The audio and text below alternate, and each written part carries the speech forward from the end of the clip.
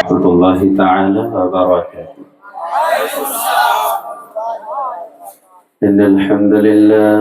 إن الحمد لله نحمده ونستعينه ونستغفره ونؤمن به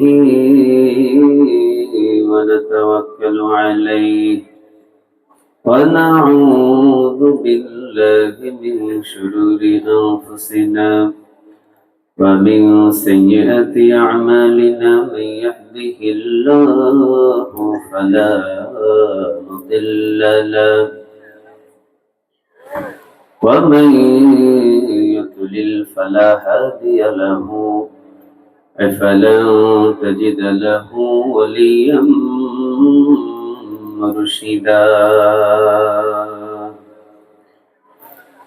ونشهد أن لا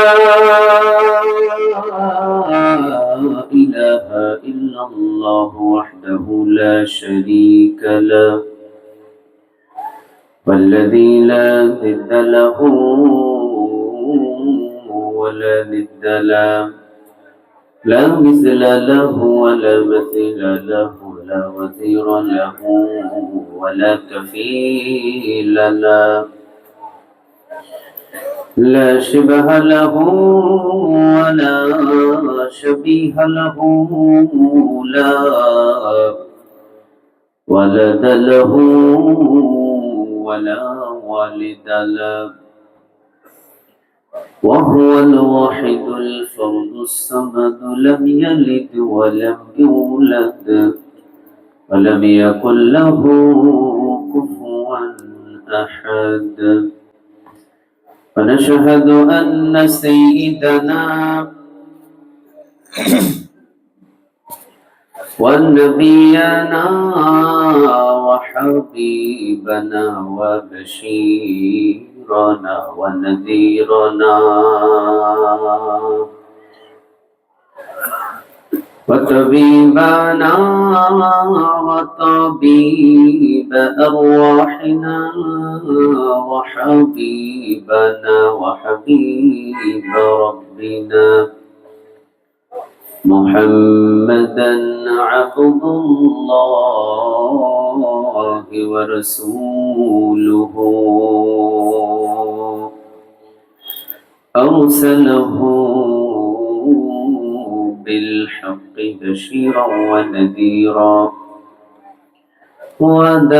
وداعيا إلى الله بإذنه وسراجا منيرا أما بعد فقد قال الله تعالى في كلامه المجيد وفي فرقانه الحميد أعوذ بالله من الشيطان الرجيم بسم الله الرحمن الرحيم إن الله وملائكته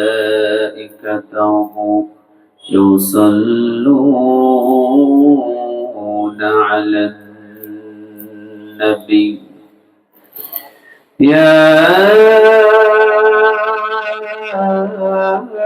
أيها الذين آمنوا صلوا عليه وسلموا تسليما اللهم صل على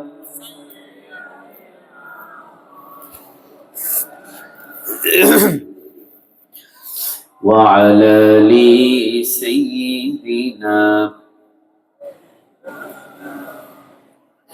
اللهم صل على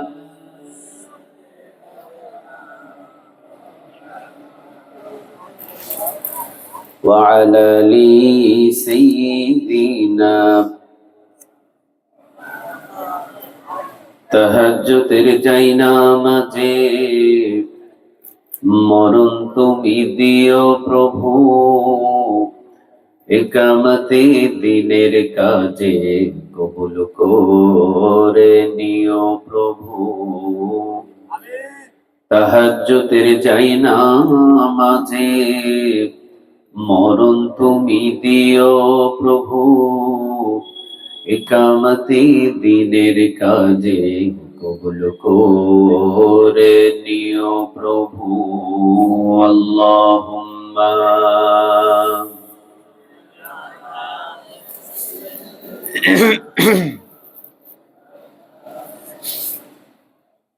وعلى آل سيدنا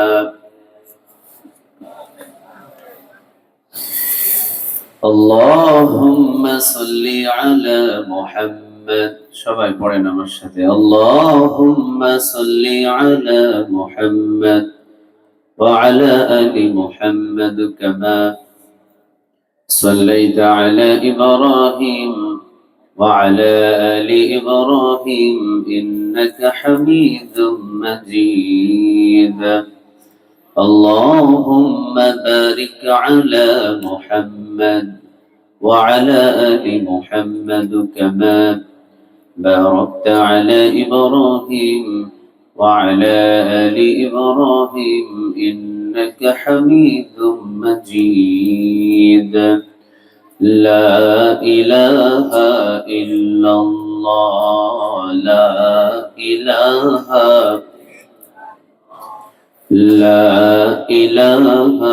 إلا الله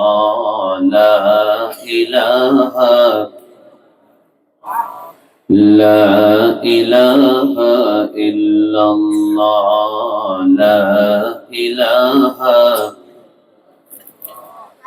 لا إله إلا الله لا إله আল্লাহ নামের জিকির করবে যারা, আল্লাহর প্রিয় বান্দা তারা, আল্লাহর প্রিয় বান্দা যারা, জান্নাতে প্রবেশ করবে তারা। জোরে লা ইলাহা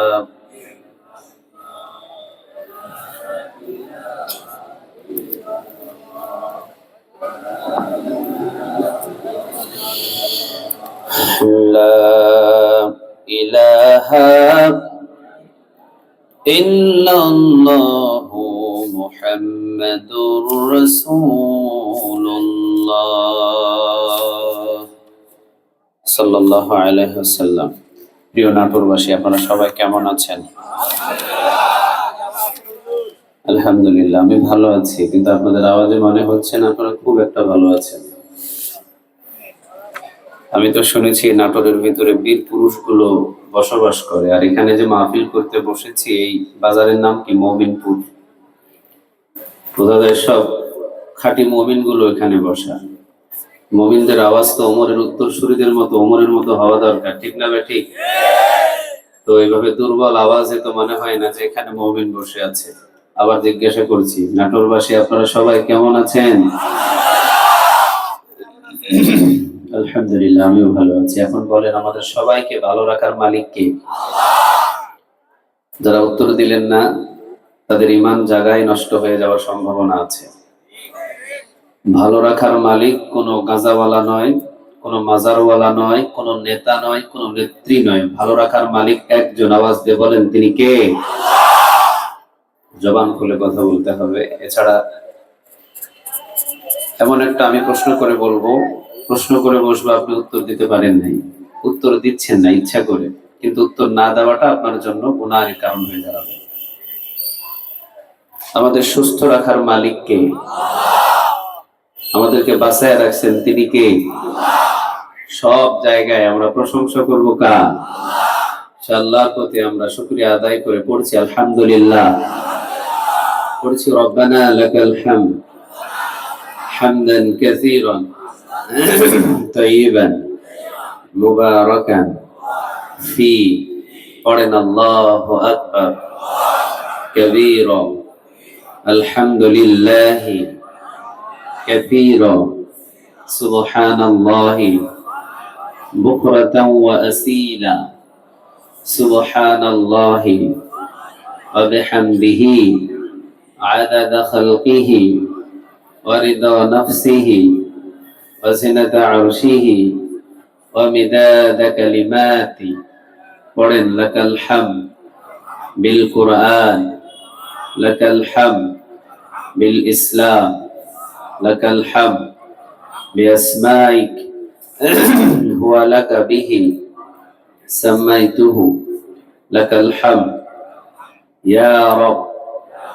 সবাই একসাথে আওয়াজ দিয়ে ইয়া রব, কামা ইয়ানবাগি লিজালালি ওয়াজহিক ওয়া আযীমি সুলতানিক। প্রশংসাগুলো করলাম কার? আমরা সব জায়গায় মোমিনপুরবাসী বলেন প্রশংসাগুলো করব কার? খাওয়ার শুরুতে কার? খাওয়ার শেষে কার? যখন ঘুমাতে যায় তখন কার? রাস্তাঘাটে চলার সময় কার? দোকানের মাল চুরি করার সময় কার? হ্যাঁ, আল্লাহ আমাদের মাফ করে দিক, বলেন আমিন। ইন্নাল্লাহা লা ইয়ানজুর ইলা সুওয়ারিকুম ওয়া আমালিকুম ওয়ালাকিন ইয়ানজুর ইলা কুলুবিকুম ওয়া আমালিকুম। আল্লাহ বলেন আমি কলিজা দেখে মানুষদের জান্নাত দান করে দিব। সুবহানাল্লাহ বললেন না? চেহারা দেখে আল্লাহ বলেন আমি জান্নাত দেব না, কলিজা দেখে জান্নাত দান করবেন তিনি কে? বেলাল রাদিয়াল্লাহু তাআলা আনহু ছিলেন হাফসি বেলাল। ওনাকে বলা হতো, ওনার ঠোঁটটা ছিল অনেক মোটা, ধেবড়া ছিল, অনেক মোটা ছিল ঠোঁট, দাঁতগুলো ছিল এলোমেলো, চেহারার ভিতরে কোনো আকর্ষণ নাই, কিন্তু দুনিয়াতে হাঁটতেন পায়ের আওয়াজ জান্নাতে পৌঁছে যেত। সুবহানাল্লাহ বলবেন না? রাসূল বলতেন বেলাল কি এমন আমল করো তুমি যে আমি মেরাজের রাতে জান্নাতে হাঁটি আর আমার সাথে তোমার পায়ের আওয়াজ পৌঁছে যায়? চিৎকার দিয়ে বলেন আল্লাহু আকবার। এইজন্য বেলাল রাদিয়াল্লাহু তাআলা আনহুর চেহারা আল্লাহ দেখেন নাই, কলবটাকে যাচাই বাছাই করেছেন। আওয়াজ দিয়ে বলেন তিনি কে? বেলাল রাদিয়াল্লাহু তাআলা আনহুর আংটা দিয়ে নাকটাকে ছিদ্র করা হয়েছে, এরপর নাকের ভিতরে রশি লাগিয়ে দিয়েছেন। উমাইয়া নামক এক কাফের রশি লাগিয়ে বেলালকে নাকের ভিতরে রশি লাগিয়ে টানছে আর বলছে বেলাল এবার তোর রবের নাম নিয়ে দেখি তোর কত বড় বুকের স্পর্ধা। বেলাল বলছে লা ইলাহা ইল্লাল্লাহু মুহাম্মাদুর রাসূলুল্লাহ। আরশ থেকে খুশি হয়ে গেছেন তিনি কে? এলাকার ভিতরে যে গরুটা বেশি দুষ্টুমি করে লাস্ট ফিনিশিং এ ওই গরুটার কি ছিদ্র করা হয়? কথা বলে না, কি ছিদ্র করা হয়? নাক ছিদ্র করে একটা রশি লাগিয়ে যখন টান দেয়, যত বড়ই শক্তিশালী গরু হোক জাগায় কায়, ঠিক না? ঠিক। বেলালের নাক ছিদ্র করে রশি লাগিয়ে বেলাল রে জিগায় বেলাল এবার তোর রবের নাম কেমনে নিবি? বেলাল নাক ছিদ্র হওয়ার পরেও মালিক একজনকে বলে নাই, আওয়াজ দিয়ে বলেন তিনি কে? এবার নিয়ে গেছে মরুভূমিতে, 80 মনেরও প্রায় বেশি হবে এত বিশাল বড় একটা পাথর 16 জন মিলে ধরে বেলালের বুকের উপরে চাপিয়ে দিয়েছে। চিন্তা করতে পারেন, 16 জন মিলে 80 মন ওজনেরও বেশি হবে এই পাথরটা বেলালের বুকের উপরে চাপা দিয়েছে আর বলছে এবার তোর রবের নাম কেমনে নিবি নে? বেলাল পাথরের নিচ থেকে আওয়াজ দিয়ে ডাক দিয়ে বলছেন আল্লাহ আহাদ, চিৎকার দিয়ে পড়েন আল্লাহু আকবার। বেলাল বলছে আমার মালিক একজন। জুড়ে বলেন কয়জন? পৃথিবীতে আমি পৃথিবীর কাউকে মালিক হিসাবে চিনি না, আমার মালিক হলেন একজন। আওয়াজ দিয়ে বলেন তিনি কে? যখন বেলাল বললেন আমার মালিক একজন, বেলালকে পাথরের নিচ থেকে টান দিয়ে তুলে উমাইয়া নামক এই কাফের বাম হাত জিহ্বার ভিতরে দিয়ে ঢুকিয়ে দিয়ে মুখের ভিতরে জিহ্বাটাকে বাম হাত দিয়ে বাগির করে বাবলা গাছের কাঁটা। বাবলা গাছের কাঁটা চিনেন? এখনকার যুবকরা চিনবে না। বাবলা গাছ কি এখন আছে এলাকায়? 90 দশকের যারা মানুষ ওনারা বেশিরভাগ চিনবেন বাবলা গাছ। আগে রাস্তার ধারে ধারে ছিল না? বাবলা গাছের কাঠ বড় মজবুত, ওর কাঁটাটা অনেক শক্ত। আরবিয়ান কান্ট্রি গুলোতে এখনো বাবলা গাছ দেখা যায়। তো বাবলা গাছের কাঁটা দিয়ে বেলাল রাদিয়াল্লাহু তাআলা আনহুর বাম হাত উমাইয়া জিহ্বার ভিতরে ঢুকিয়ে দিয়ে জিহ্বাটা বাহির করে বাবলা গাছের প্রায় 25টা কাঁটা জিহ্বার ভিতরে ঢুকিয়ে দিয়েছে। চিৎকার দিয়ে বলেন আল্লাহু আকবার। এরপরে বেলালকে বলছে, নে এবার তোর রবের নাম নে। জিহ্বা দিয়ে রক্ত পড়ে, টপ টপ টপ টপ করে জিহ্বা দিয়ে রক্ত পড়ে। বেলাল রাদিয়াল্লাহু তাআলা আনহু ছিলেন কালো মানুষ, রক্তগুলো বুক ভেসে যায় আর বেলাল বলে লা ইলাহা মুহাম্মাদুর রাসূলুল্লাহ সাল্লাল্লাহু। এবার উমাইয়া বেহুশ হয়ে যাওয়ার মতো, বেলাল রে কি এমন রব পেয়েছিস তুই? আমি তো জীবনে কোনোদিন এমন রব দেখি নাই, এমন রব পাই নাই। কিভাবে ভালোবাসলি ওই রবের? আমি যেহেতু তোকে ক্রয় করেছি। বিরক্ত হয়ে তিক্ত হয়ে উমাইয়া বললেন, আমি এই গোলামকে রাখবো না। বিশ্ব নবীর কাছে অন্তরে অন্তরে চালাময়ী করে দিলেন, নবী গো বেলালকে আপনি মুক্ত করে আনেন। আমি বেলালকে কবুল করে নিয়েছি। আরশ আজিম থেকে বললেন, নবী বেলালকে মুক্ত করেন। বেলালকে কবুল করে নিয়েছেন। আওয়াজ দিয়ে বলেন তিনি কে? বেলাল রাদিয়াল্লাহু তাআলা আনহুর জন্য আবু বকর বললেন, আবু বকর অর্থ আছে নাকি? আবু বকর বললেন, নবী শুধু আপনি বলতে দেরি হবে, প্রয়োজনে সব বিক্রি করে বেলালকে মুক্ত করে আপনার কাছে হাজির করে দিব। চলে গেলেন, যাও আমার বেলালকে মুক্ত করে দাও। আবু বকর কাছে গিয়ে বলে, উমাইয়া কি নিবি বল। উমাইয়া বলে, হয়তো 200 দিরহাম এর বিনিময়ে বিক্রি করে দেব।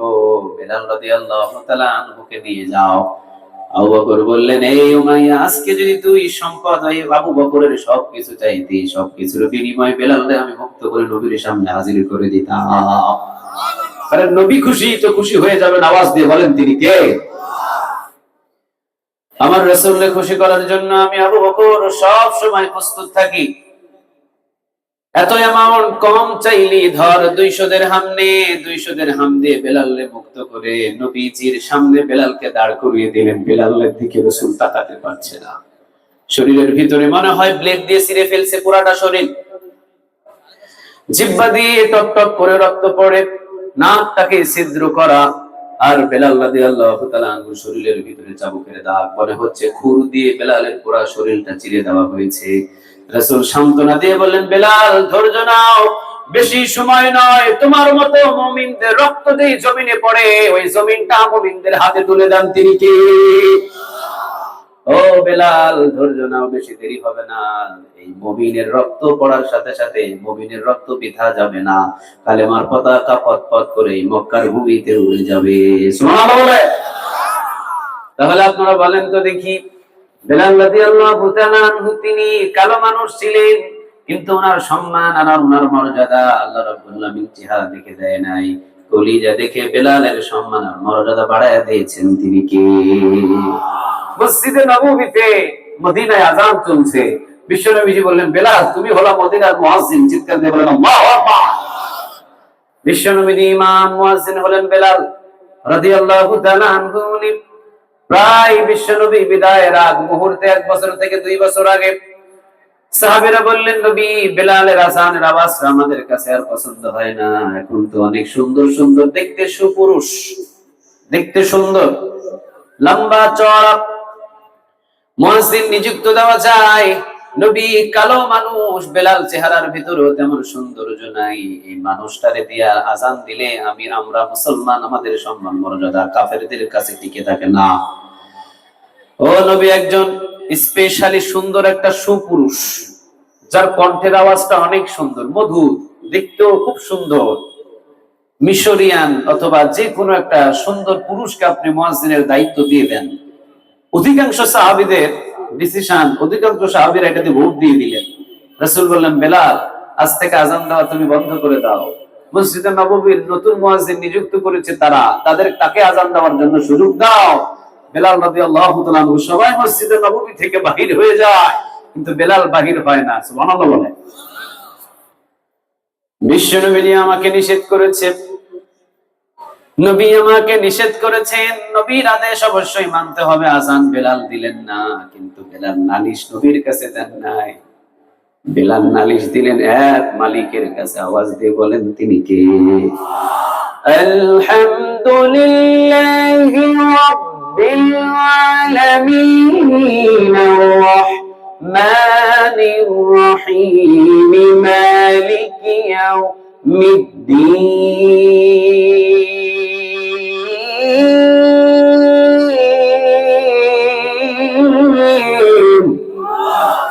সারা জাহানের রব একজন, আওয়াজ দিয়ে বলেন তিনি কে? আরো জোরে বলেন তিনি কে? আমার রব কি শুধু বাংলাদেশের রব, নাটোরের রব, ইন্ডিয়ার রব, পাকিস্তানের রব, সারা বিশ্বের রব, সারা জাহানের রব একজন, আওয়াজ দিয়ে বলেন তিনি কে? বিলাল রাদিয়াল্লাহু তাআলা আনহু রাসূলের কাছে নালিশ দেন নাই, নিষেধ করেছেন মুহাম্মদুর রাসূলুল্লাহ, আর বেলাল নালিশ দিচ্ছেন লা ইলাহা ইল্লাল্লাহ। সুবহানাল্লাহ বলেন। বেলাল রাদিয়াল্লাহু তাআলা আনহু মসজিদে নববী থেকে বাহির হলো না, সবাই বাহির হয়ে চলে গেলেন। রাতের বেলা বেলাল রাদিয়াল্লাহু তাআলা আনহু তিনি গুনগুন করে আল্লাহ রাব্বুল আলামিনের কাছে জানালেন, রব্বে কারীম, জিহ্বাটাকে ছিদ্র করা হয়েছে, এই জন্য আমার আওয়াজ দিতে একটু কষ্ট হয়। ও নবী, জিহ্বা তো পৃথিবীর কারোর জন্য আমার ক্ষত করা হয় নাই, তোমাকে ডাকার জন্য আমার জিহ্বাটা ক্ষত হয়েছে। ও রব্বে কারীম, তোমাকে ডাকার জন্য জিহ্বাটা ক্ষত হয়েছে। রব্বে কারীম, তোমাকে ডাকার জন্য আমার এই নাকটা ছিদ্র করা হয়েছে। রব্বে কারীম, তোমাকে ডাকার জন্য প্রায় 80 মনের ওজনেরও বেশি পাথর এই বুকের উপরে চাপা দেওয়া হয়েছে। নবী গো, ও রব্বে কারীম, তোমাকে রব হিসাবে মানার কোন জন্য এই উমাইয়া আমার উপরে নির্যাতন করেছে, একের পর এক পুরো শরীরটা ব্লেড দিয়ে চিরার মতো চিরে ফেলেছে। সবাই ভুলে গেল, তো মনে করেছিলাম তুমি আমারে ভুলে যাইবা না। সুবহানাল্লাহ। সবাই ভুলে যাবে, চিন্তা করেছিলাম তুমি আমারে ভুলবা না। ও রব, কিন্তু তুমি আমারে ভুলে গেলা। বিশ্ব নবী হলেন ইমাম, আর আমি হলাম বেলাল মুয়াজ্জিন। এর চাইতে বড় পৃথিবীর কোনো কিছু আমার দরকার নাই। সুবহানাল্লাহ বলেন। কার কাছে নালিশ দিচ্ছে? আর একটু জুড়ে বলেন তিনি কে? উনি কি শুনে? সবাই তো পায় না। উনি কি শুনে? রাতের বেলা 3টা বাজে ডাকলে উনি কি শুনে? 1টা বাজে ডাকলে উনি কি শুনে? 2টা বাজে ডাকলে উনি কি শুনে? কি কন, উনি শুনে? ঘুমায় না? কয় না সবাই, উনি ঘুমায় না? কে বলছেন এই কথাটা? বলেন তো দেখি যে উনি ঘুমায় না। কে বলছেন? উনি নিজেই বলছেন। আল্লাহু লা ইলাহা ইল্লা হুয়া আল হাইয়ুল কাইয়্যুম।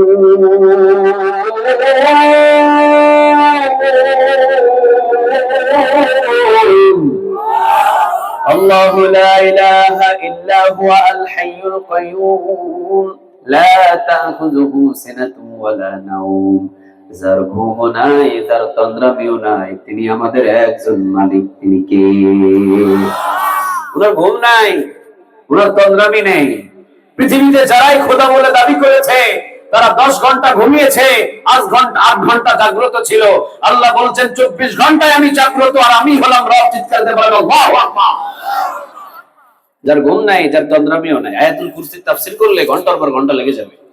যে মালিক একজন, তিনি কে? সুবহানাল্লাহ বলেন। আল্লাহ রাব্বুল আলামিন বলছেন লা তাখুযুহু সিনাতুন ওয়ালা নাওম, আমার ঘুম নাই, আমার তন্দ্রামিও নাই। বেলাল রাদিয়াল্লাহু তাআলা আনহু তিনি সেই রবের কাছে গুনগুন করে গভীর রাতে নালিশ দিলেন, আল্লাহ, মনে বড় ইচ্ছা ছিল আমি মদিনার মুয়াজ্জিন হব, আর বিশ্ব নবী হবে ইমাম। আমার আযানে আমার নবী আসবে ইমামতি করার জন্য। সুবহানাল্লাহ।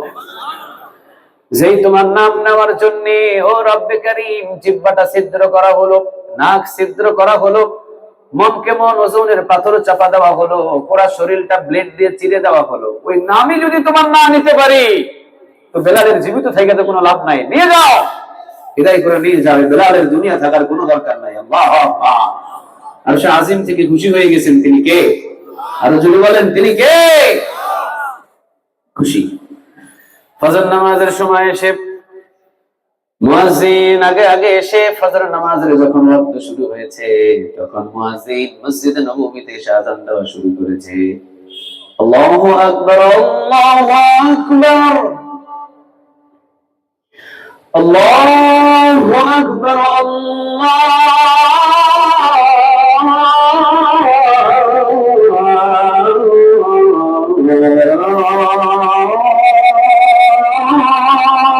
আকবার। কার নাম বলেন তো দেখি, আরেকটু জোরে বলেন, কার? আসসালাতু খায়রুম মিনান নাম,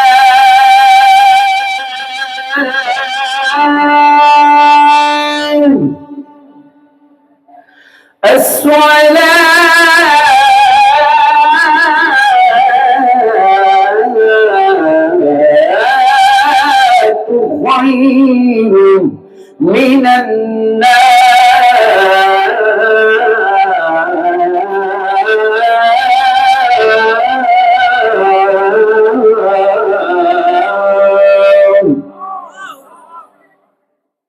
আযান দিয়ে ফেলেছে। বেলাল রাদিয়াল্লাহু তাআলা আনহু মসজিদে নববী থেকে আযান শুনছেন আর চোখের পানি ফেলে দিয়েছে, কান্না শুরু করে দিয়েছে। দায়িত্ব ছিল আমার, আর আমার দায়িত্বটা আরেকজনের কাঁধে। কলিজাটা পড়ে যায়, কলিজাটা ঝাঁঝরা হয়ে যায়। আল্লাহ বলে, বেলাল রে, খেলা শুরু হয়ে যাবে একটু পরে। এই বেলাল, চিন্তা করিস না, রাতের বেলা চোখের পানি ফেলে যেহেতু আমার কাছে নালিশ দিয়েছিস, চোখের পানিটারে বেলাল আমি তোর পিঠা যেতে দেব না। খেলা শুরু হয়ে যাবে, এই খেলা কিছুক্ষণ পরে আরম্ভ হবে। আল্লাহু আকবার। আযান শুনে ঘুম থেকে সবাই জাগ্রত হয়ে মসজিদে নববীর দিকে ভিড় জমিয়েছে।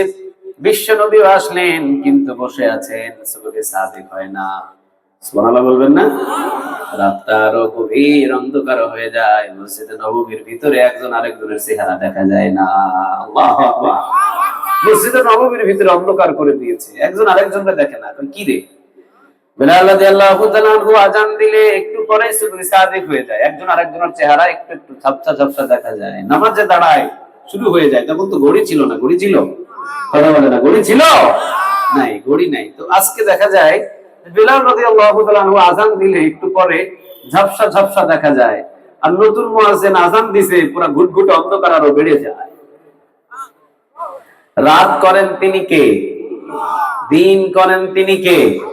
আলাম নাজআলিল আরদা মিহাদান ওয়াল জিবালা আওতাদান ওয়া খালাকনাকুম আজওয়াজা ওয়া জাআলনা নাওমাকুম সুবাতা ওয়া জাআলনাল লাইলা লিবাসা।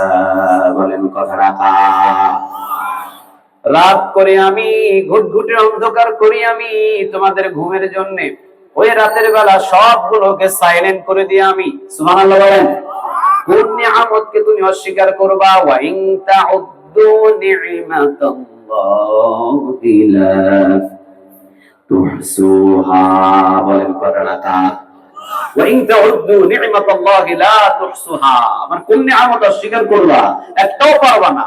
আমি রাত দিয়েছি, রাতের বেলা তোমাকে ঘুমানোর জন্য বিশ্রামের ব্যবস্থা করে দিয়েছি, আর পৃথিবীর সমস্ত পশু পাখিদেরকে সাইলেন্ট করে দিয়েছি, কারণ আমার বান্দা ঘুমাবে। চিৎকার দিয়ে বলেন আল্লাহু আকবার।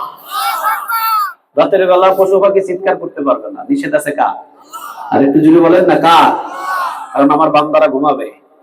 ওয়া জাআলনা নাওমাকুম সুবাতা ওয়া জাআলনা লাইলা লিবাসা। আমার বান্দারা ঘুমাবে। আমার বান্দা সারাদিন কাজ করছে, ক্লান্ত শরীর নিয়ে রাতের বেলা ঘুমাইতে আসছে, আর তুমি যদি টিয়া পাখি, কোয়েল পাখি টক টক টুক টুক ঠাক ঠাক করে তুমি যদি ডাক শুরু করো, আমার বান্দার ঘুম হারাম হয়ে যাবে। এজন্য আল্লাহ বলছেন, যতগুলো প্রাণী বানিয়েছি রাতের বেলা তোদের ঘুমের জন্য সবগুলোরে আমি সাইলেন্ট করে দিই। সুবহানাল্লাহ বললেন না? একটু আওয়াজ দিয়ে বলেন না সুবহানাল্লাহ। গরু কখনো আওয়াজ দিতে পারবে না, ছাগল কখনো আওয়াজ দিতে পারবে না, কোন পাখি, কোন পশু, কোন পাখি আওয়াজ দিতে পারবে না, যেহেতু বান্দার ঘুম নষ্ট হয়ে যাবে। এই জন্য রাত তাকে ঘুমানোর জন্য বানাইছেন তিনি কে? তাহলে রাত কে করেন বলেন তো দেখি? আল্লাহ। ঘুটঘুটে অন্ধকার মসজিদে নববীতে, ঘুটঘুটে অন্ধকার। বিশ্ব নবীজি একটু দেরি করলেন, আর একটু দেরি করেন, আর একটু দেরি করেন, আর একটু দেরি করে, কিন্তু বেলাল আযান দেওয়ার পরে বেশিক্ষণ তেমন টাইম দেওয়া লাগে না। কিন্তু নতুন মুয়াজ্জিনের আযান শোনার পরে এরপরে মনে হলো যে আর একটু দেরি করতে হবে। দেরি করতে করতে করতে করতে দীর্ঘ সময় দেরি হয়ে গেল। মসজিদের কর্নারে বসে আছে বেলাল। ঝপ করে রাসূল সাল্লাল্লাহু আলাইহি ওয়াসাল্লামের সামনে জিবরিল এসে বলে, নবী মসজিদে নববী থেকে আযান হয় নাই? সুবহানাল্লাহ বলবেন না? ও নবী, মসজিদে নববী থেকে আযান হয় নাই?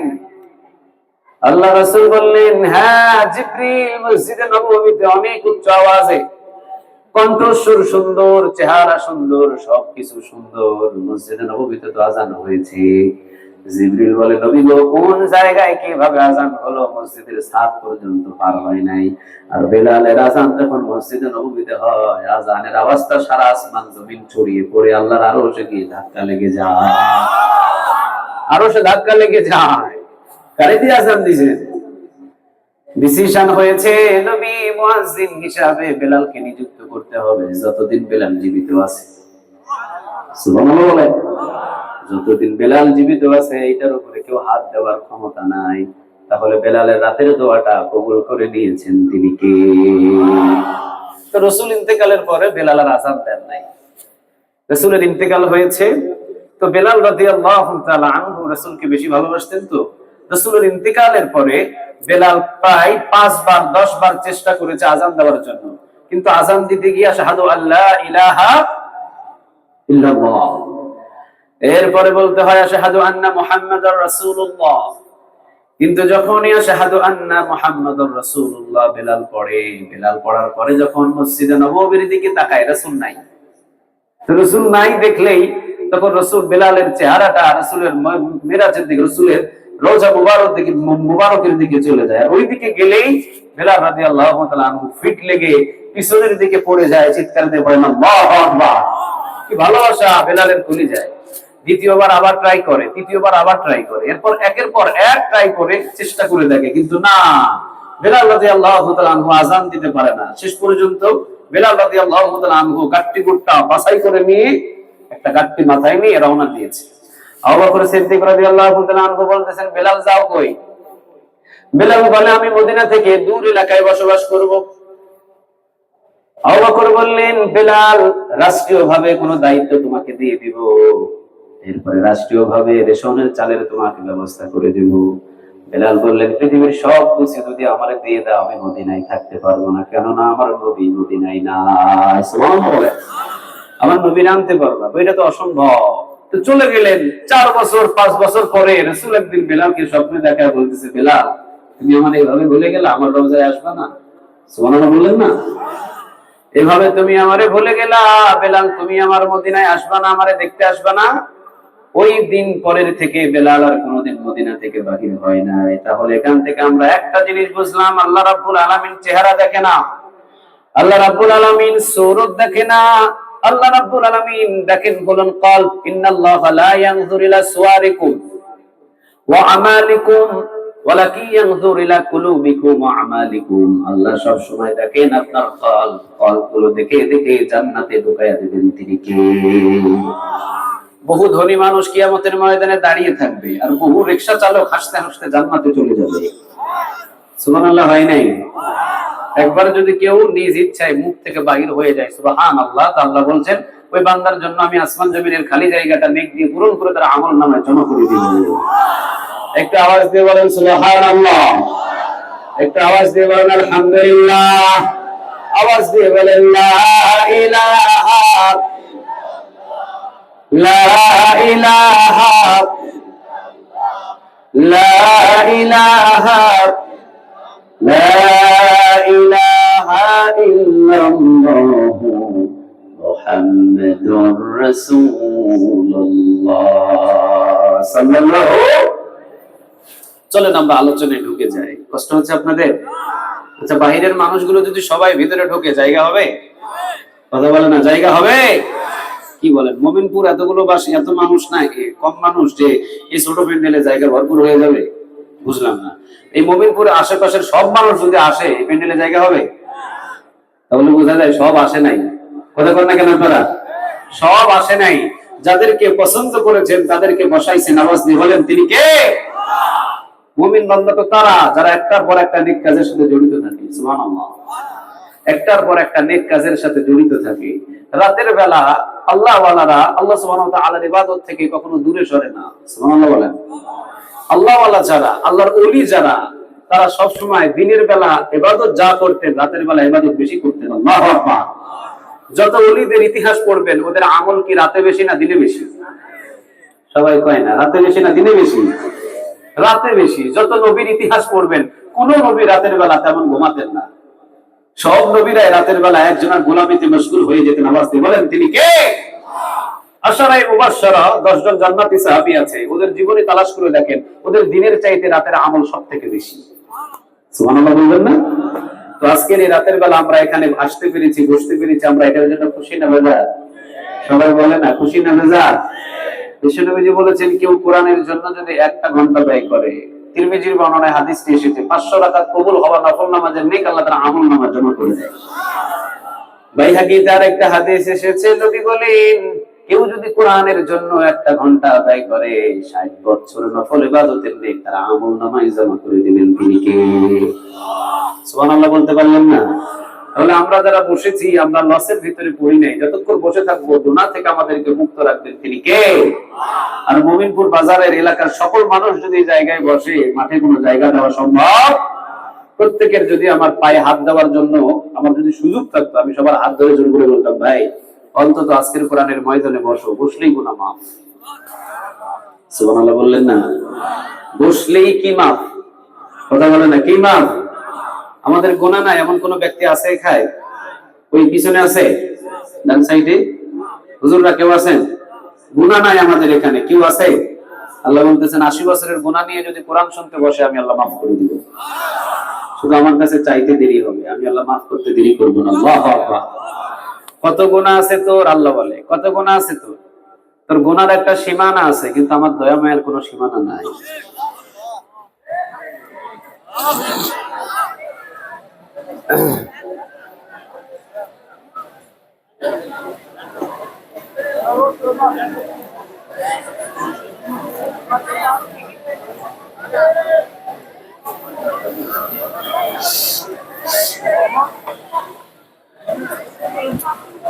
যেটা বলতে আসলাম আর কি বলবো, আপনার কি এই বিশাল এত কোনো কালেকশন করবে যদি একটু সুযোগ থাকতো শেষের দিকে?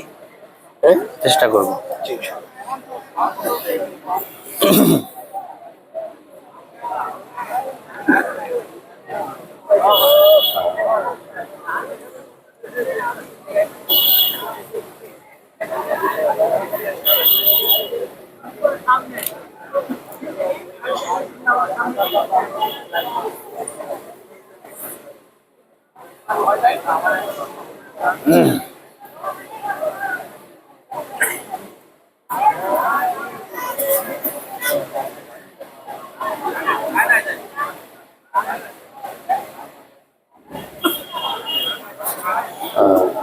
কারেন্ট আসছে না? জি, কষ্ট হয়েছে আপনাদের? অন্ধকার হয়ে গেল না? অন্ধকারে কষ্ট হয় নাই? আচ্ছা, এর চাইতে অন্ধকার কবর বেশি না কম? যাইতে হবে, যাইতে হবে, কথা বলেন, যাইতে হবে। ওই দিনের অন্ধকার আলো করার জন্য কোনো জেনারেটর থাকবে?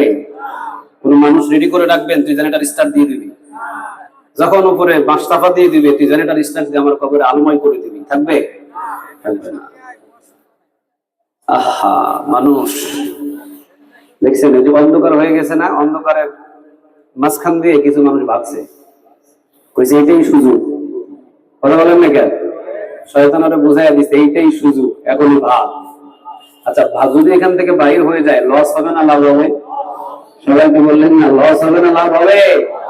আমরা লাভের জায়গায় বসে আছি, আমরা লসের সাথে কোনো সম্পর্ক নাই।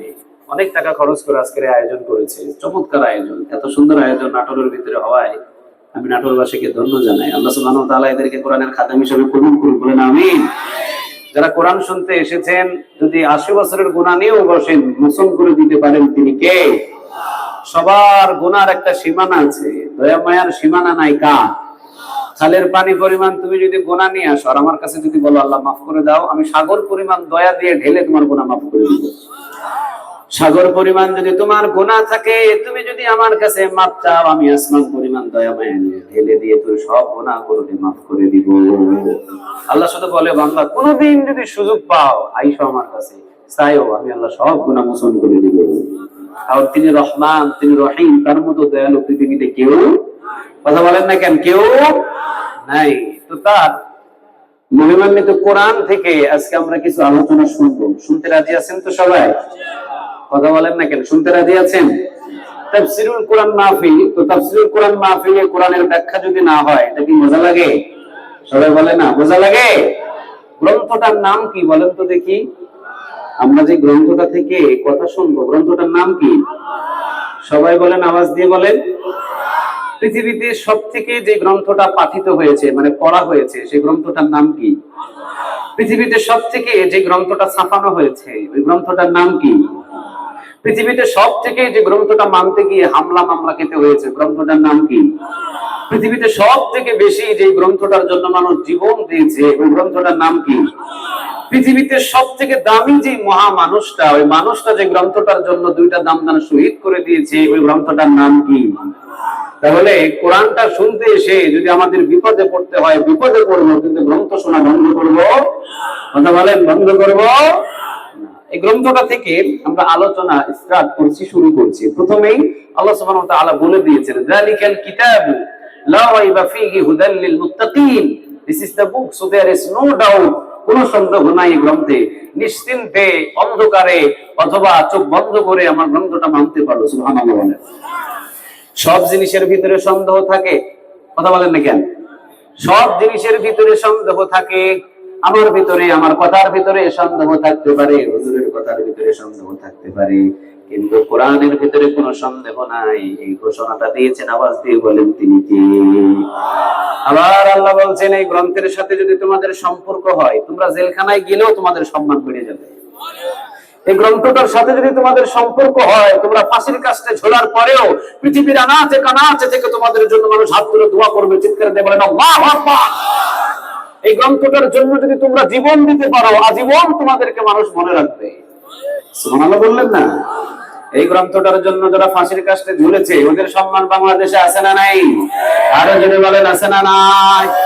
এই গ্রন্থের জন্য 50 বছর যিনি দাওয়াতি কাজ করেছিলেন, 13 বছর জেলখানার ভিতরে ছিলেন, আপনারা বলেন ওনার সম্মান আর মর্যাদা জমিনে বেশি না কম? আর একটু জোরে বলতে হবে, বেশি না কম? এটা আমার কথা নয়, সূরা ওয়াকিয়ার 77 নম্বর আয়াতে এই কথাটা তুলে ধরেছেন, আওয়াজ দিয়ে বলেন তিনি কে? ইন্নাহু লাকুরআনুন কারীম,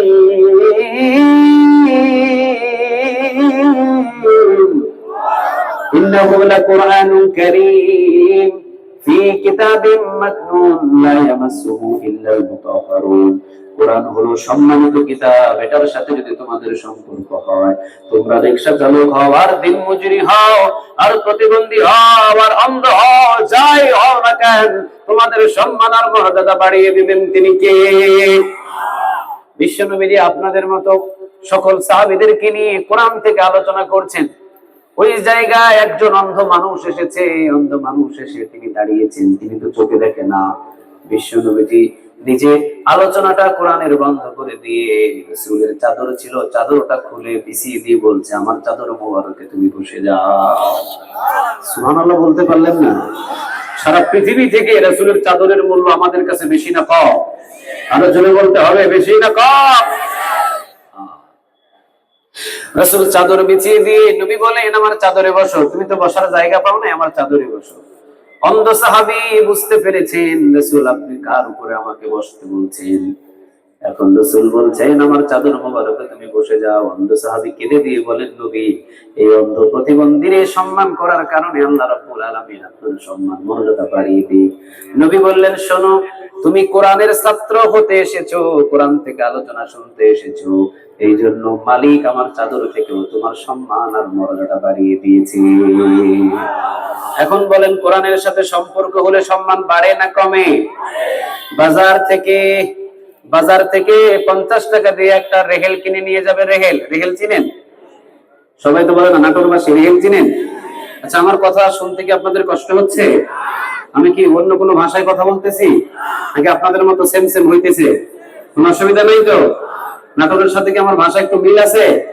হ্যাঁ, তাহলে বুঝতে তো কোনো অসুবিধা হয় না। রেহেল তো সবাই চিনেন। রেহেল দিয়ে কি করে? মানুষ পিড়ায়।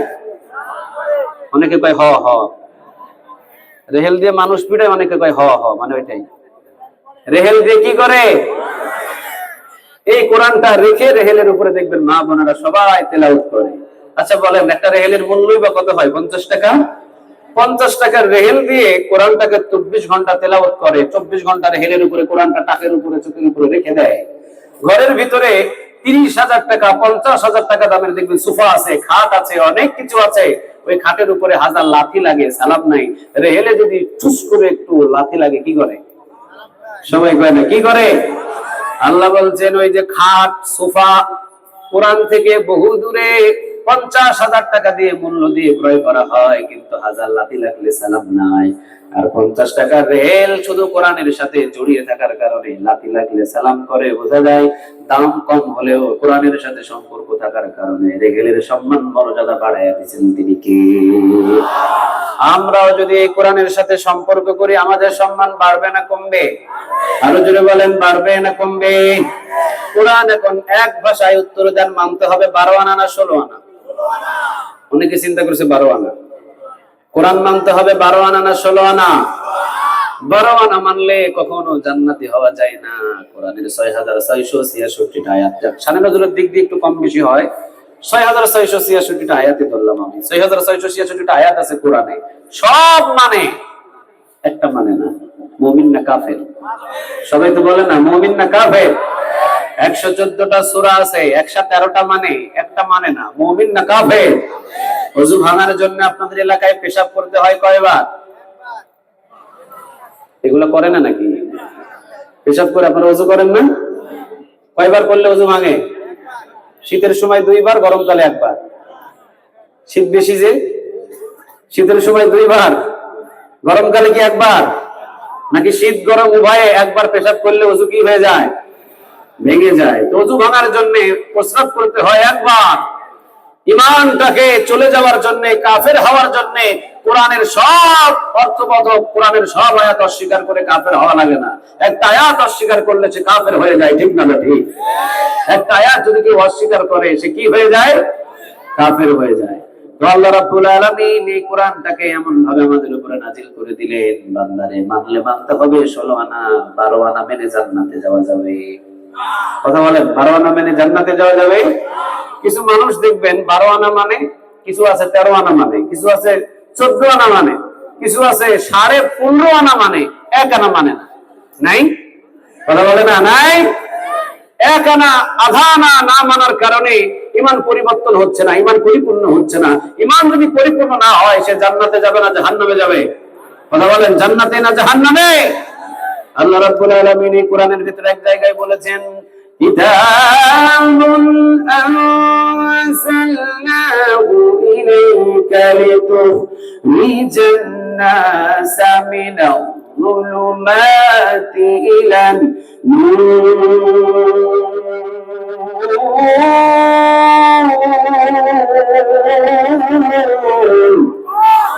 একটু জোরে বলা যায় না আল্লাহু আকবার? নাটকের আওয়াজ দিয়ে বলেন আল্লাহু আকবার। কোন বান্দা যদি একবার আল্লাহু আকবারের ঘোষণা দেয়, আল্লাহর বড়ত্বের ঘোষণা দেয়, 2টা ঘোড়া অথবা 2টা উট জিহাদের ময়দানে, জিহাদের যুদ্ধের ময়দানে সাহাবীদেরকে দান করলে যতগুলো নেক পাওয়া যেত, আল্লাহু আকবারের ধ্বনি দেওয়ার কারণে তার আমলনামায় 2টা ঘোড়া জিহাদের ময়দানে দান করার নেক জমা করে দিলেন তিনি কে? এবার আওয়াজ দিয়ে বলেন দেখি আল্লাহু আকবার। নাটকের আওয়াজ দিয়ে বলেন আল্লাহু আকবার। লিল্লাহি তাকবীর, লিল্লাহি তাকবীর, নারে তাকবীর। আল্লাহ আমাদের এই ধ্বনিগুলোকে তুমি কবুল করে নাও, আমাদের এই তোমার বড়ত্ব ঘোষণা দেওয়াকে তুমি কবুল করে নাও।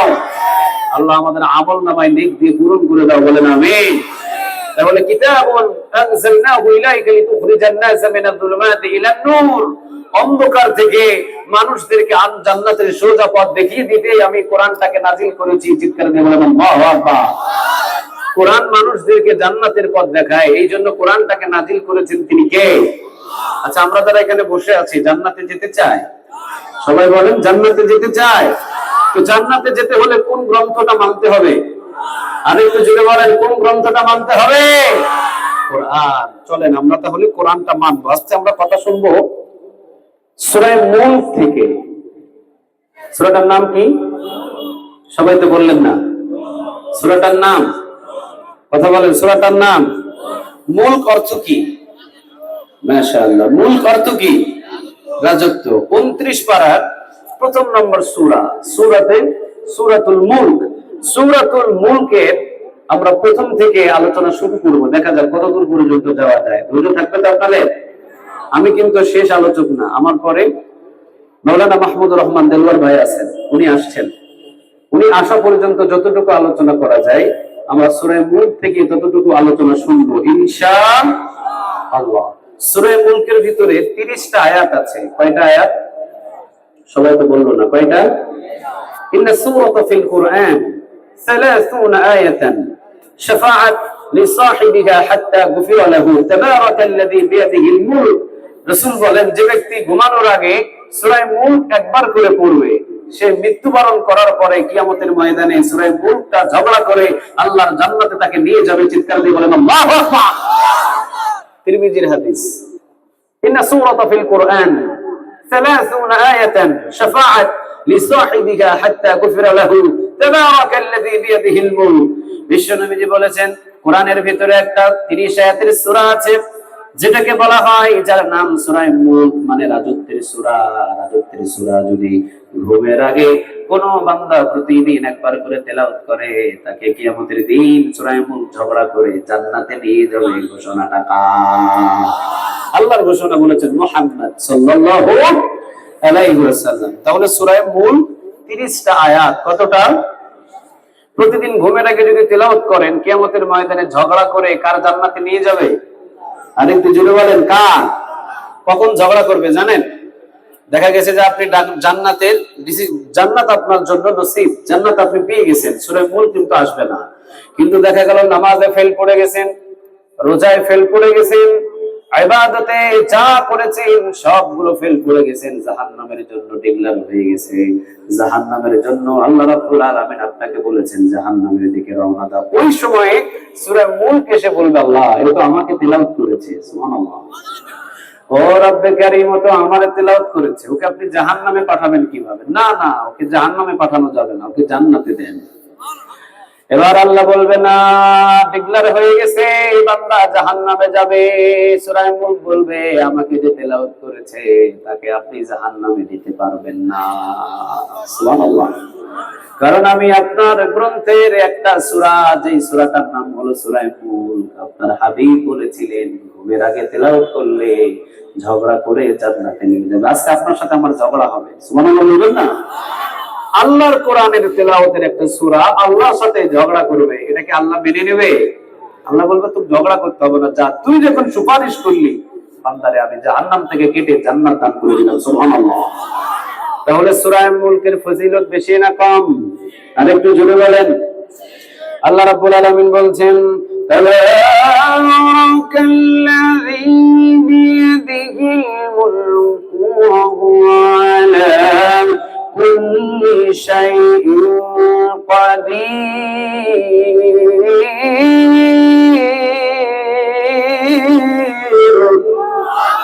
আল্লাহ বলছেন, বরকতময় আল্লাহ যার হাতে রাজত্ব, রাজত্বটা কার? অনেকের সন্দেহ আছে মনে হয়। নাটোরবাসী, রাজত্ব কার? আমরা কার রাজত্বে বসে আছি? আমরা কার রাজত্বে মাস্তানি করতেছি? আমরা কার রাজত্বে খুন করতেছি? আমরা কার রাজত্বে ভোটের বাক্স চুরি করতেছি? সবকিছু দেখেন, একজন আওয়াজ দিয়ে বলেন তিনি কে?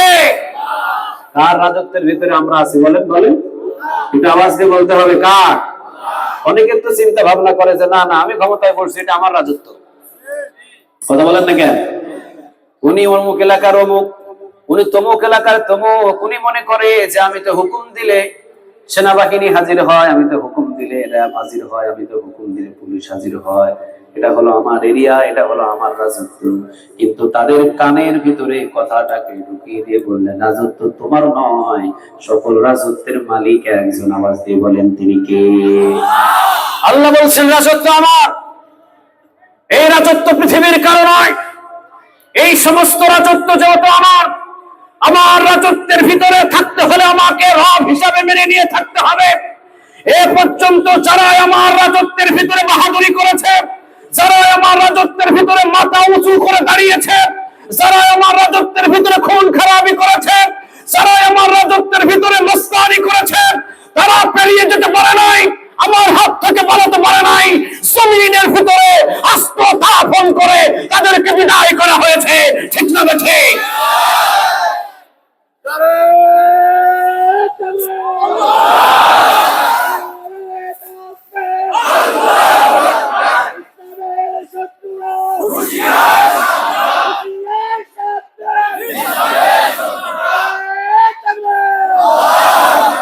রাজত্ব আমার নয়, রাজত্ব আপনার নয়, রাজত্ব কোনো দলেরও নয়, রাজত্ব কার?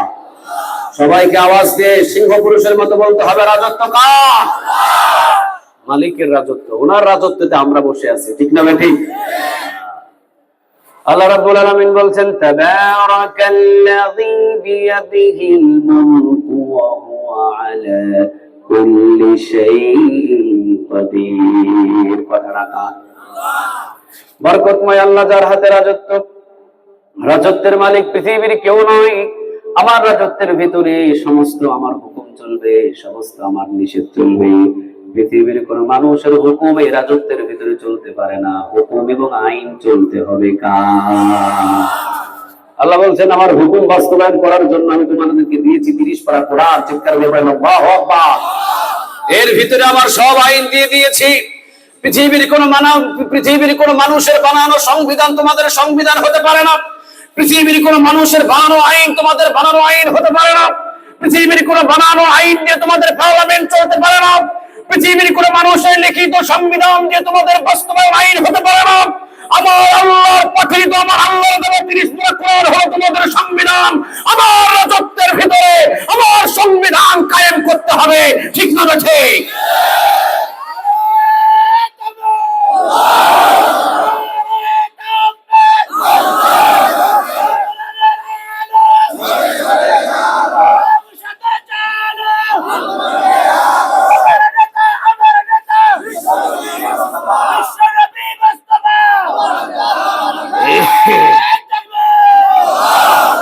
আল্লাহ বলছে, রাজত্ব আমার। আমার রাজত্বে আমার আইন চলবে। কোন বাবার, কোন দাদার মেয়ের আইন চলতে পারে না। কার আইন চলতে হবে? আরেকটু জোরে বলেন, কার? আল্লাহ রাব্বুল আলামিন এখন বলছেন, আমার রাজত্বের ভিতরে যারা বাহাদুরি করেছে তাদের পরিস্থিতি বড় ভয়াবহ হয়েছে। কথা বলেন না কেন? আল্লাহ রাজত্বের ভিতরে যারা বেশি বাহাদুরি করেছে, আল্লাহ রাজত্বের ভিতরে যারা রাজত্ব দেখাতে এসেছে, আল্লাহ রাজত্বের ভিতরে যারা মাথা উঁচু করে দাঁড়িয়েছে, আল্লাহ রাজত্বের ভিতরে যারা আল্লাহ রাজত্ব মেনে নিয়েছে, তাদেরকে হামলা দিয়েছে, তাদেরকে মামলা দিয়েছে, তাদেরকে জেল দিয়েছে, তাদেরকে জুলুম করেছে, আল্লাহ বলছেন একজনকে আমি ছেড়ে দিই নাই। ইতিহাস পড়ে দেখ। আল্লাহ বলছেন, ইতিহাস পড়ে দেখ, একজনকে আমি ছেড়ে দিই নাই। সুবহানাল্লাহ বলেন। নমরুদের মতো এত বড় ডাকাত পৃথিবীতে একটাও নাই। কথা বলেন না কেন? 400 বছর পর্যন্ত জীবিত থেকে সারা পৃথিবী শাসন করেছে এমন কোন শাসক আছে? আপনাদের কারো জানা মতো জানা আছে? কোন কি আছে? ডোনাল্ড ট্রাম্প আছে? মোদি আছে? কথা বলেন না কেন আপনারা? 400 বছর পর্যন্ত লম্বা হায়াত পেয়ে সারা পৃথিবী শাসন করেছে এমন কোন জালিম পৃথিবীতে একটাও আছে? কথা বলেন, একটাও আছে? এই জালিমটারে ধরছিলেন তিনি কে? একটু আওয়াজ দিয়ে বলতে হবে, তিনি কে? ওই জালিম কে যিনি ধরেছেন ওই আল্লাহ কি এখন আর নাই? কথা বলে, ওই আল্লাহ কি এখন আর নাই? আল্লাহ বলছেন, জমিনের ভিতরে 400 বছর পর্যন্ত মুমিন বান্দাদের উপরে জালিয়াতি করা হয়েছে। কত বড় জালিম হতে পারে সে, যে আগুন জ্বালিয়ে আগুনের কুণ্ডুলিতে জীবন্ত নবীকে জ্বালিয়ে দিয়েছে। এর চাইতে বড় জালিম কি পৃথিবীতে আছে? কথা বলে, এর চাইতে বড় জালিম কি পৃথিবীতে আছে? যে জীবন্ত নবীকে আগুনের কুণ্ডুলির ভিতরে জ্বালিয়ে দিয়েছে। কত বড় জালেম, কত বড় জালেম! সে একজন পয়গম্বরকে জীবন্ত আগুনের ভিতরে জ্বালিয়ে দিয়েছে। আল্লাহ বলছেন, 400 বছর কারো 4500 বছর যদি ক্ষমতার মসনদে বসে থাকিস, হাজার হাজার সৈন্যবাহিনী নিয়ে দাঁড়িয়ে থাকিস, এরপরও তোকে শেষ করার জন্য আমার একটা ন্যাংরা মুছাই যথেষ্ট। ওই মালিক কি এখন আর নাই? সবাই তো বললেন ওই মালিক কি এখন আর নাই? চোখে মনে হয় একটু কম দেখতেছে। আল্লাহ কি কানে একটু কম শুনতেছে? আল্লাহ বলতেছেন মাতলামি বেশি করো না, বেশি মাতলামি করো না। আমার জমিনের ভিতরে আমার রাজত্ব কায়েম করার জন্য কিছু মানুষ খাওয়া ছেড়ে দিছে, ঘুম হারাম করে দিছে, আয়নাঘরে গিয়ে পড়ে আছে, কারাগারে গিয়ে পড়ে আছে, ফাঁসির কাস্টে ঝুলেছে। তুমি তাদেরকে রাজাকার বলে ট্যাগ লাগাইয়া দিবা, পুরা বাংলাদেশের 18 কোটি মানুষদেরকে আমি রাজাকার বানাই দিব। তুমি ট্যাগ লাগাইবা তাদেরকে রাজাকার, তারা রাজাকার নয়। পুরা বাংলার সব মানুষ স্লোগান দিলে তুমি কে আমি কে, কথা বলে না তুমি কে আমি কে। ওই যে কিছু মানুষ বলে না, দেখছেন? ওই সময় বলছে, এখন বলে না, সমস্যা আছে। চিন্তা করে দেখেন। তাহলে তারা ট্যাগ লাগিয়ে দিল রাজাকার, কিন্তু আল্লাহ বললেন তুমি ট্যাগ লাগাইলে হবে না, আমার দিন কায়েমের জন্য যাদেরকে রাজাকার বানাইছো সব মানুষ মিলে এখন স্লোগান দিয়েছে রাজাকার রাজাকার, ঠিক না বেঠিক? চিন্তা করে দেখেন, নমরুদ 400 বছরের মতো ক্ষমতায়, আল্লাহ রাব্বুল আলামিনের জমিনে আল্লাহ রাজত্বের ভিতরে তিনি আসলেন রাজত্ব করার জন্য, তাকে ন্যাংরা মশা দিয়ে ধরলেন। তিনি কে? ওই আল্লাহ এখনো আছে না নাই? এরপরে আসলেন ফেরাউন, কত বড় জালিম! ফেরাউনের মতো জালিম পৃথিবীতে একজনও নাই। এই জালিম যখন জমিনের ভিতরে দাম্ভিকতার সৃষ্টি করলেন, এই জালিম যখন জমিনের ভিতরে, হুজুর আসতেছে, হাই হাই,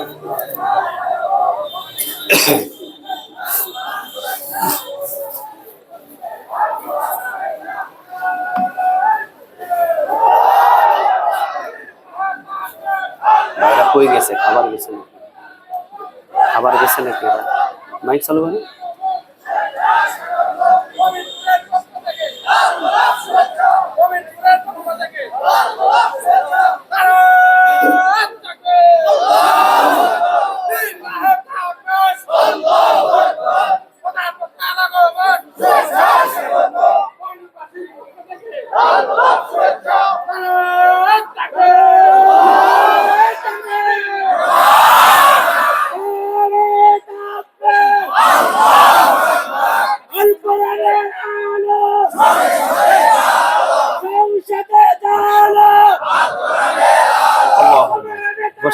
শেষ করে দিচ্ছি।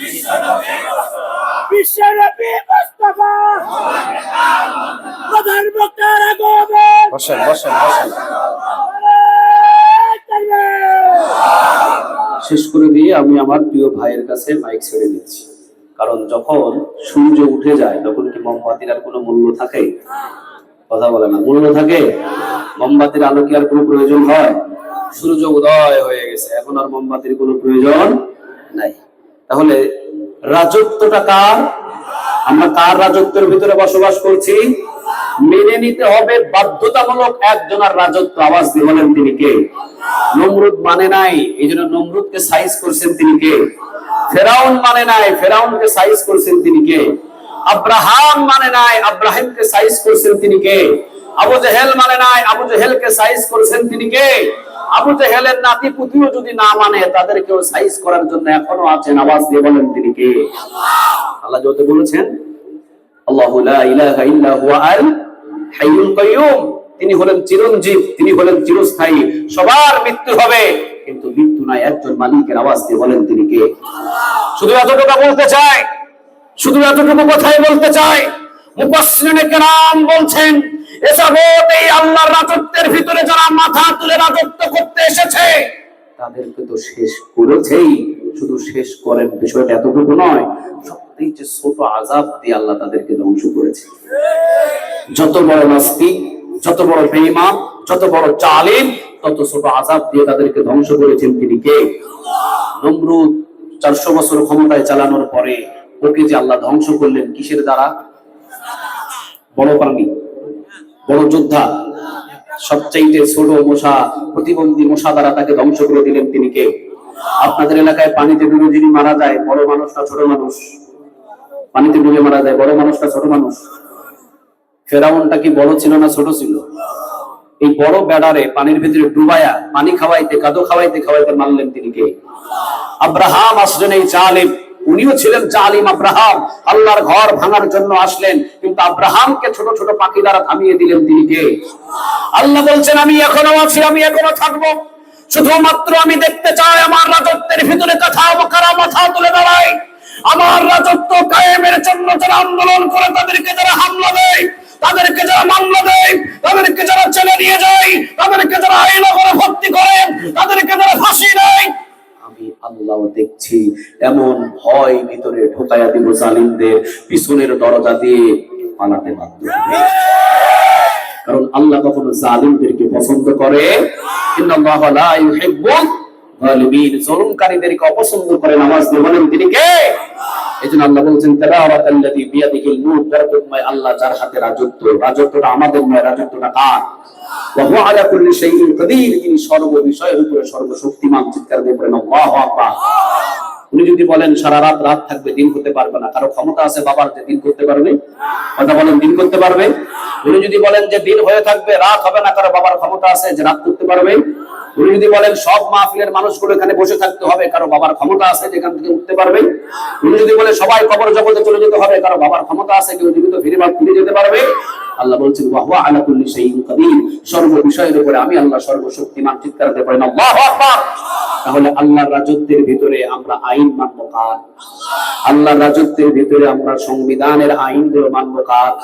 তাহলে মানুষের বানানো আইন দিয়ে সংবিধান চলুক আমরা চাই না, কার বানানো আইন দিয়ে সংবিধান চালাতে চায়? আর জোরে আওয়াজ দিয়ে বলতে হবে কার? আল্লাহ যেন আমাদের সবাইকে কবুল করে, বলেন আমিন। ওয়া আখিরু দাওয়ানা আলহামদুলিল্লাহি রাব্বিল আলামিন। আসসালামু আলাইকুম ওয়া রাহমাতুল্লাহি তাআলা ওয়া বারাকাতুহু। ভালো আছেন? আলহামদুলিল্লাহ। এটা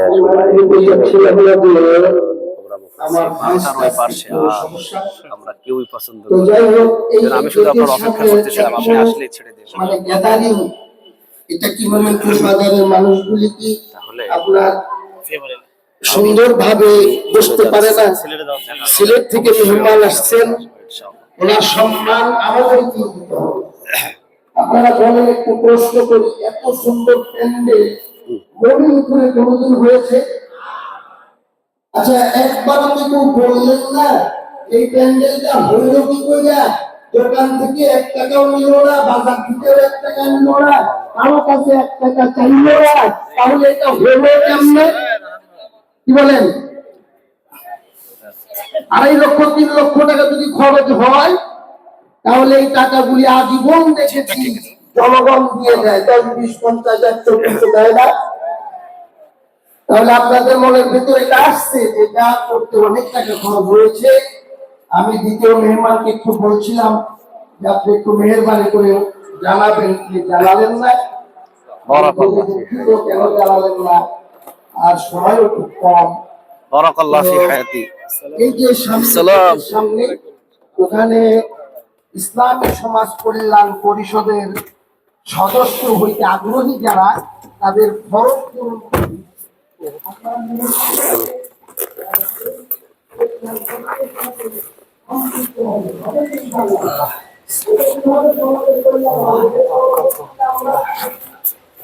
এরকম যদি আগে আগে বিদায় হতে পারতাম, কি যে ভালো লাগতো মাহফিলে গিয়া। হ্যাঁ, সুন্দর, বাস